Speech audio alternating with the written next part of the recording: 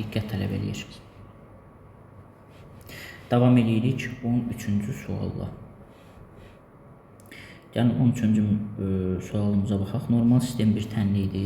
Normal sistem tənli idi və 3-ün kvadratı 5-in kvadrat formasında yazsaq həll olunacaq deyə düşünürəm.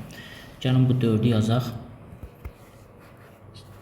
4-ü yazaq 2 üzəri 2 kimi, 2 üzərində 2x üstənsin 2y bərabərdir 32, 2 üzəri 5 olar. 9 yazaram 3 üstündə 2 kimi 4x minus 2y bərabərdir 3 üstü 3. 5 üzərində mx üzənsin y bərabərdir 5-in kvadratı kimi. Əsaslar eynidirsə qüvvətlər də bərabər olmalıdır. Dərhal yazaq bunun ardından 2x üstənsin 2y bərabərdir 5-ə. 4x çıxılsın 2y bərabərdir 3-ə. Və mx üstənsin y bərabərdir 5 üzəri 2-dir bu. 2-yə bərabər olmalıdır. Biz əgər birinci tənliyi ikinci tənliyi toplayası olsaq 6x bərabərdir 8-ə.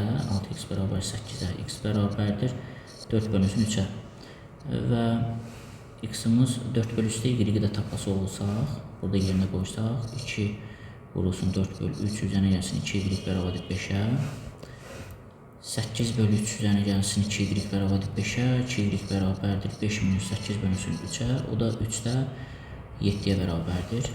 Hər tərəfi 2-yə bölsəm y bərabərdir 7 bölünsün 6-ya.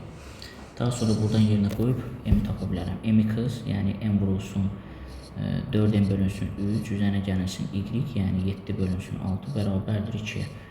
6-ya gətirsəm, 6-da 8m üzərinə gəlinsin 7 bərabərdir 2-yə.